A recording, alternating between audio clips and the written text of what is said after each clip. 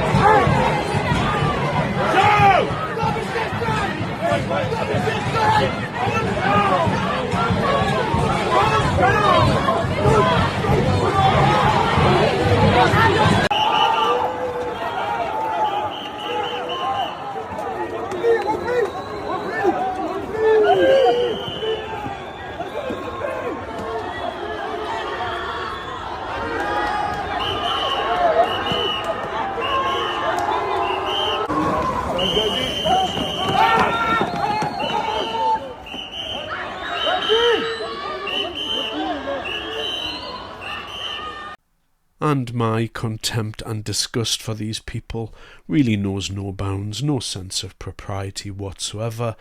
Going out and protesting on the day of a terror attack shows a complete lack of respect for humanity more than anything else in the place you live. A disgusting spectacle there. And, if you were to have been walking along a street in the Isle of Skye and thought, I don't know, I might get some shopping, you would have found this. And this was the doors to Asda being closed in solidarity with the Gaza campaign on the day of a terrorist attack. And I'll just let that one sink in for a couple of moments. Now, what did the government do? Well, we can't have people being violent in the streets, running amok, and so the person whose job it is to deal with these people is Shabana Mahmood. And I've previously said that one of the issues I had with Shabana Mahmood's appointment was her past and the fact that you can't really have an activist as the Home Secretary, one of the most serious jobs in government. And look at how it's transpired now. She's been on countless marches to do with Gaza, and now she's having to be brought out to stomp down on the very cause that she's been out weekend after weekend in her past to shout for. Still shouting about it now. And so this is the ludicrous state that we've got ourselves in this country. And this was why appointing Shabana Mahmood to this post was a very, very big mistake in my opinion, regardless of her credentials. But here she is this morning on television telling people about what it means to be British.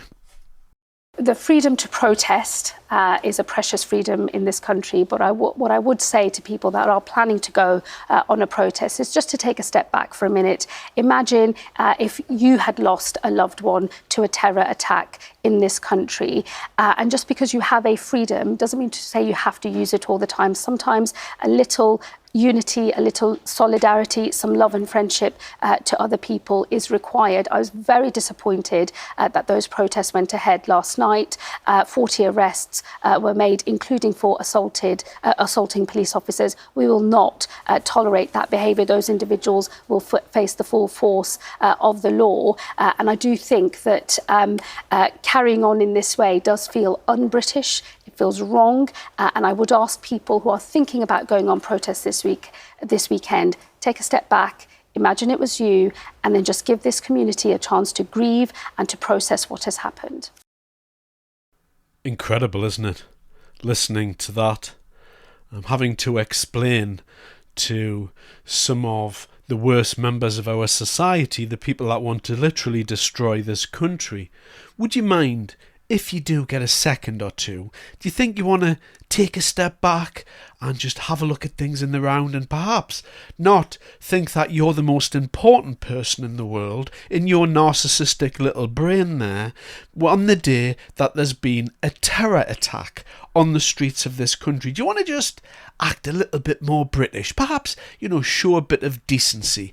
But of course, decency is not part of the repertoire of these scumbags.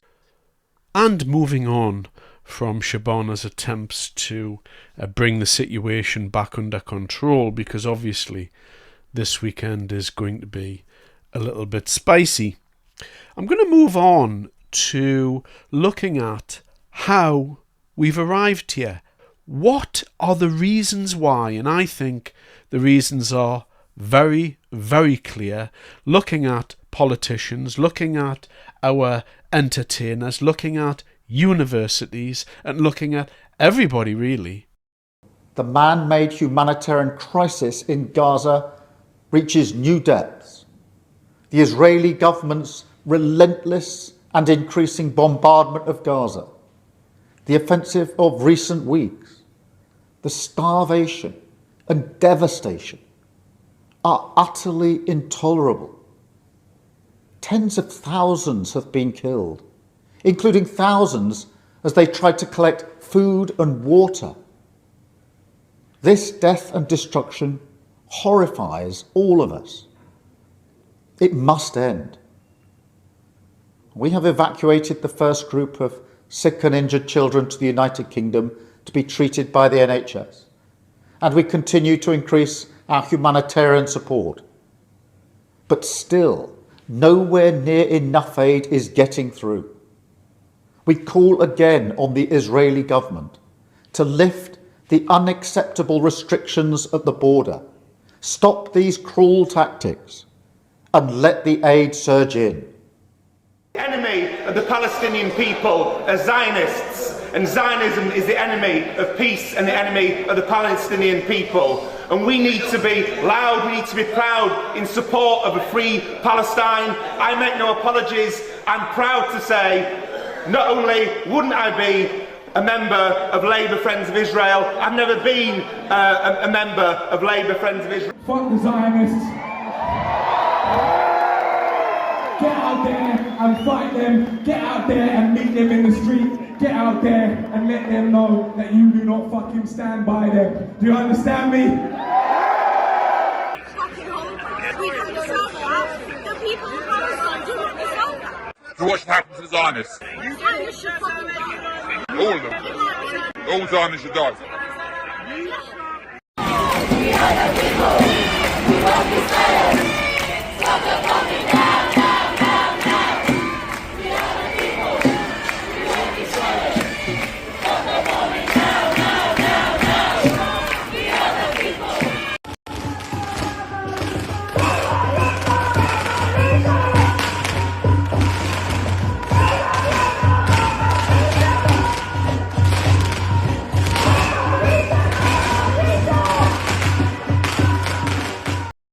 Richard Bergen disgusts me as a human being, prostituting himself in front of his constituents in a last desperate bid to be liked by everyone, and he didn't win the seat anyway. So what a disgusting individual there, selling his soul for nothing, sold it all away for nothing. But perhaps he does believe what he says. Perhaps he believes that Zionists are the problem. And then our illustrious Prime Minister, who in my view, after the events that have happened, after how he went on at the party conference, calling, in essence, for violence against Nigel Farage, in my opinion, he didn't directly do it, but he called people to action. What you saw there was a call to action against Israel, and this is becoming a pattern, this inflammatory language coming from our Prime Minister. He doesn't understand the role, he's not equipped to deal with people en masse, and he doesn't understand politics. And in my view, part of the reason why that attack happened is on his shoulders.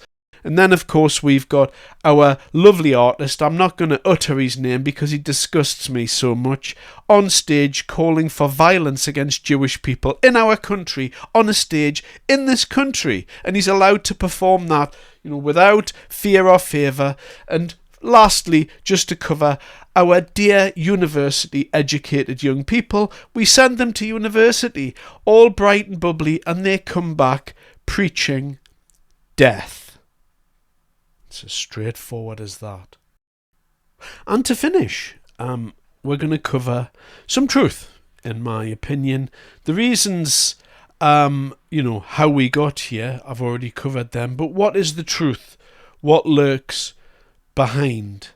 And I think it's quite obvious to anybody who wants to analyse what's gone on. And my personal view is that Islam itself is not compatible with Western democracies generally.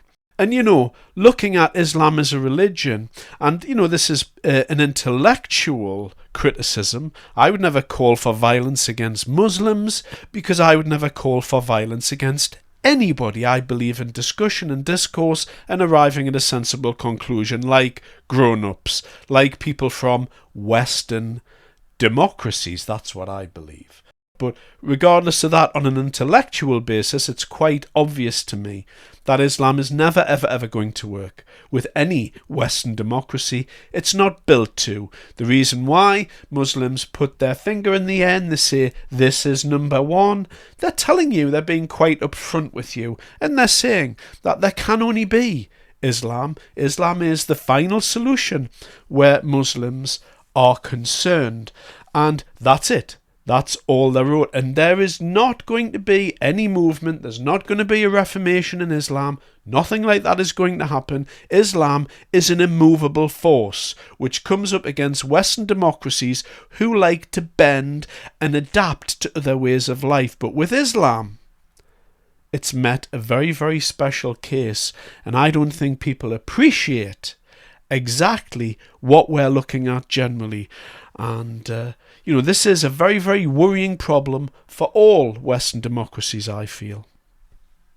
Islam is a political system. The reason why it came is to reform the political institutions of the world. We want to change the power structure, the existence of how human beings live today to be under an Islamic world order. The world belongs to Allah subhanahu wa ta'ala, and we will do everything possible that the world order is under the deen of Allah subhanahu wa ta'ala, because it belongs to Allah subhanahu wa ta'ala. There is no system in the world that is based on shirk. Fight them until there is no shirk. Allah Jalla wa Ala does not want to see shirk superior on any country, on any system. Non-Muslims have no right to wield the reins of power in any part of God's earth. And if they do, the believers have the responsibility to dislodge them from that power by any means possible. And here he says, the authority to rule, that is political power in general, should only be vested in those who follow the true faith. Unbelievers who do not follow this true faith should live in a state of subordination. It's the same it's been for years, and no one has changed it, Conservative or Labour. No one's going to change it. It's just too big a problem for them. They're much too frit to know what to do about it. You're completely right. I've spoken to many people in the UAE who have the same view as your guest. First of all, by the way, it's also illegal to fly the flags of prescribed terrorist organisations like Hamas and Hezbollah in the UK. The 2006 Anti-Terrorism Act made that illegal, the glorification of terror. But as you and your viewers know, it's one thing if the state has rules in this country. It's another thing whether the police and others actually police them and whether the CPS actually prosecutes for it. I have many friends from across the Middle East and elsewhere who are horrified by what is happening in our country. They are on top of much of this to differing degrees across that region. But here in the UK, they come and they just say, what are you allowing? One reason why we do allow it is because even after all of these years, we still don't understand it or want to confront it. I say we, I really mean government, politicians, Westminster. Well, of course, now we've got a South London law firm calling themselves a human rights representation, acting for Hamas, they say, which surely I would have thought must be illegal, and trying to get their prescribed status changed by the government. Yes. Mike, deport, deport, deport. We have no place in this country for people who want to worship death and bring death and celebrate death. We have no place for them. Deport, deport, deport. Get them out.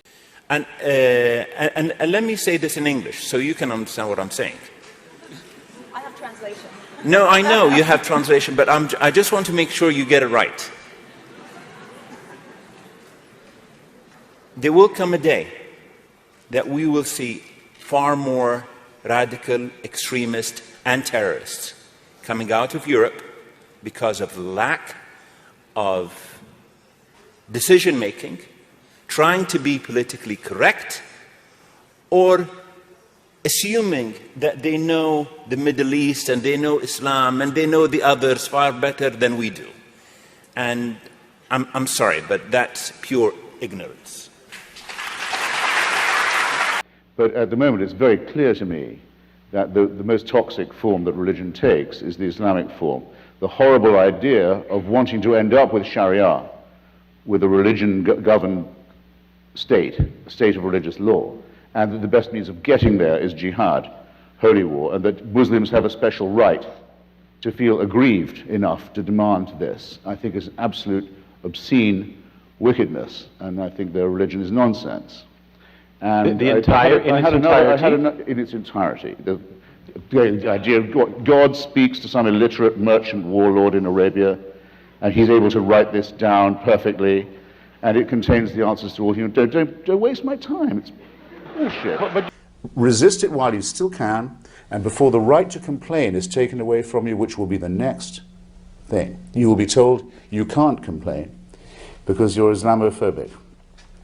The term is already being introduced into the culture as if it was an accusation of race hatred, for example, or bigotry, whereas it's only the objection to the preachings of a very extreme and absolutist religion. Watch out for these symptoms. They are just symptoms of surrender, very often ecumenically offered to you by men of God in other robes, Christian and Jewish and smarmy ecumenical. These are the ones who will hold open the gates for the barbarians. The barbarians never take a city till someone holds the gates open for them. And it's your own preachers who will do it for you, and your own multicultural authorities who will do it for you. Resist it while you can.